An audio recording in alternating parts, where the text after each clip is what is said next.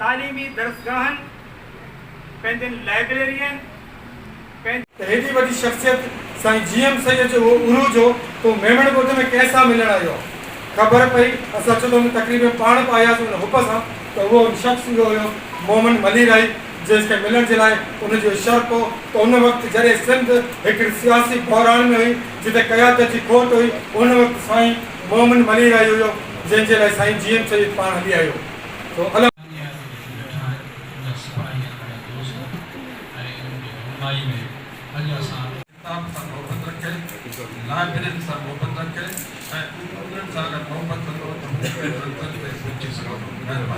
उदाई में ॾींहुं वांगुरु ये खुशबू जो है जो उदाई में टुकड़ो कंदो आहे जुगनू जेको ॿुधायो ऐं रोशनी कयूं था ऐं असांखे पूरी यकीन आहे त इब्तिदा असां कई आहे ऐं इंता अवां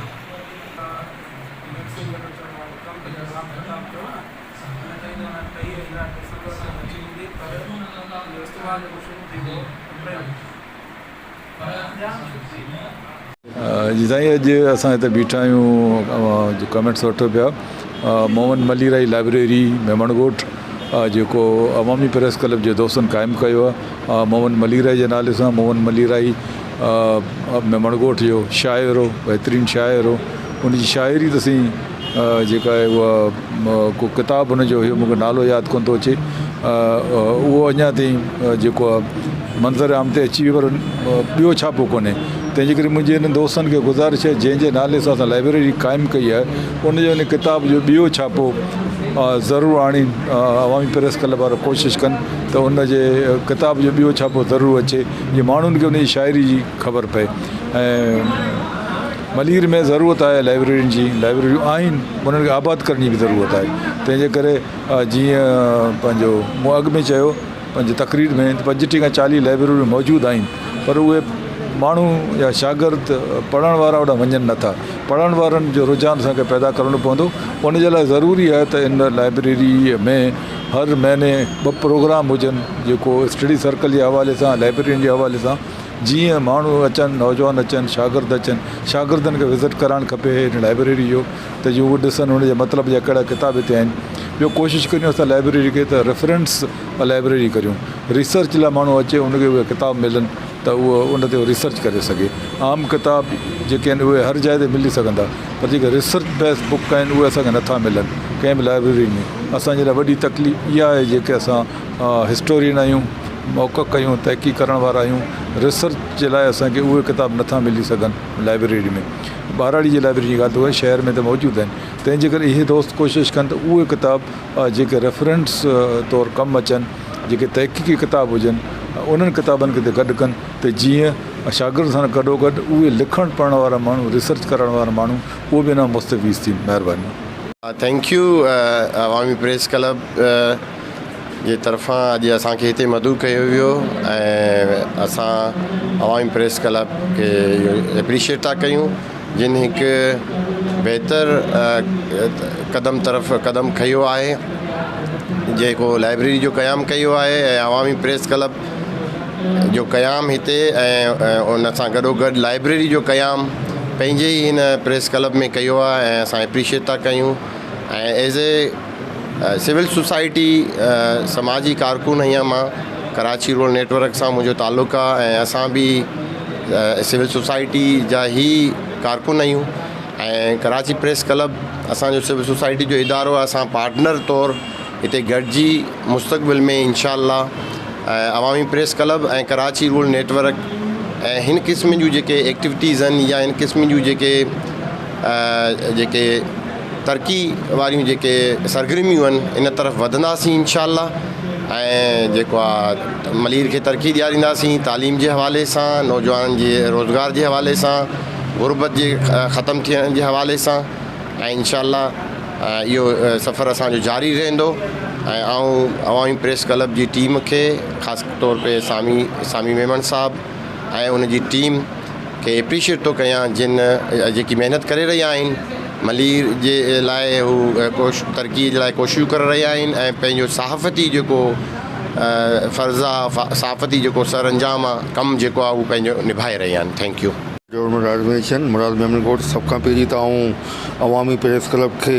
अॼु जेका असां मोहम्मद मलीराई मोहम्मद जे नाले सां जेका लाइब्रेरी जो इफ़्तिताह थियो आहे ऐं दिलि जे गहराइनि सां मुबारकबाद थो पेश करियां। ऐं ॾाढी ख़ुशी जी ॻाल्हि आहे त मोहम्मद मलीराई जो असांजे हिन मुराद मेमन ॻोठ सां ई वाबस्ता आहे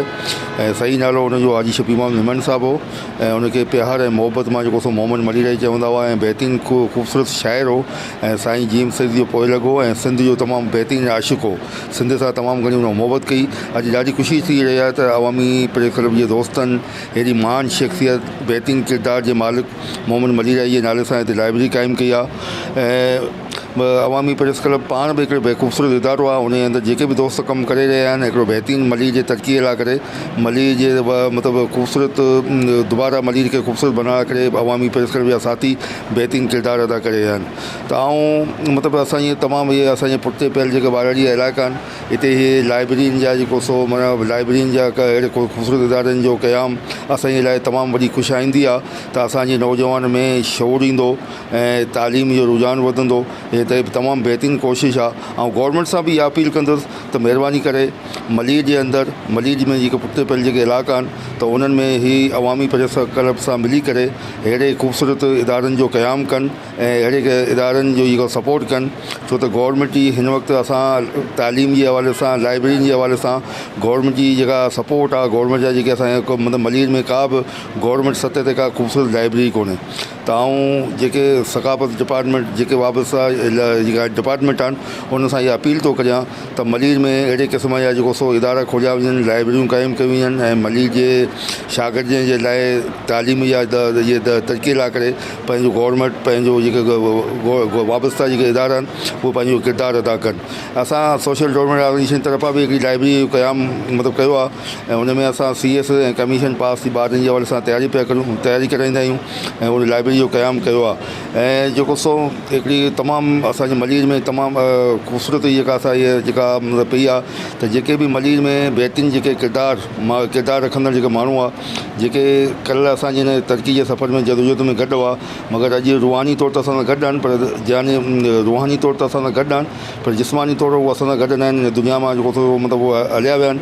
असांजी मतिलबु इहा तमामु ख़ूबसूरती आहे मलीर जे मतिलबु समाजी दोस्तनि जी अवामी प्रेस क्लब जी दोस्तनि जी त असां उन्हनि जेके ख़ूबसूरत पंहिंजो किरदारु अदा करे विया उन्हनि दोस्तनि जे नाले सां अक्सर शामूं मल्हाईंदा आहियूं ऐं उन्हनि जे नाले सां इहे इदारा क़ाइमु कंदा आहियूं। ऐं हिकु दफ़ो वरी पंहिंजे तंदीम जे तरफ़ां अवामी प्रेस क्लब जो तहे दिलि सां शुक्रगुज़ार आहियां जंहिं एतिरे बहितरीनु ख़ूबसूरत लाइब्रेरी जो क़याम कयो ऐं उनखे मुबारकबाद थो ॾियां। वॾी महिरबानी। पर जदोजहद हिते ई जेका अॼु अवामी प्रेस क्लब उन्हनि जेको तारीख़ी जेको कारनामो कयो आहे नौजवाननि जे लाइ जेको रोशनी जो किरणो जेको ज़ाहिर थियो आहे